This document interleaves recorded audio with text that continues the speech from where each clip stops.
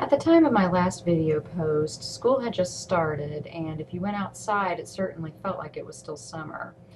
Now we're about 2 weeks past Labor Day weekend, and school's in full swing. I've got about a month under our collective belts.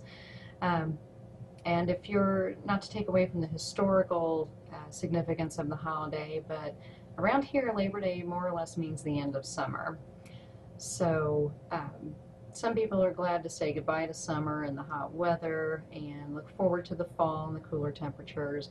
I've never been one of those people, and neither has anyone in my family really.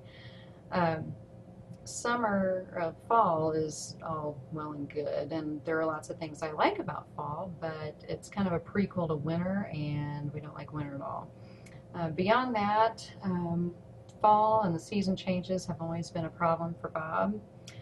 It seems like he's particularly sensitive to the shortening of the days and the changes in temperature and so forth. That really has a significant impact on his symptoms. Usually we find out that he tends to lean toward depression in the fall months, and sometime around January, early spring, he starts to climb back up into mania.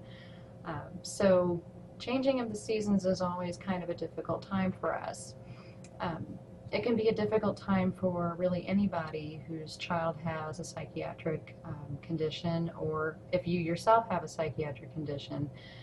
A lot of people experience seasonal affective disorder, which is a form of depression that's been linked to vitamin D deficiency caused by a lack of sunlight during the winter months. There's also really a lot of evidence pointing toward the changing seasons exacerbating anxiety and depression and multiple other psychiatric illnesses. So it does have a significant impact on all of us, really. I do tend to be in closer contact with Bob's psychiatrist during the fall when he's going through the depression. If you read the blog, then you know we recently changed his medications and increased the doses of a couple of his medications. And so far, he seems to be doing really well in school, so that's a plus. But I do still notice a lot of the mood swings at home, and he's still having a lot of problems with nightmares and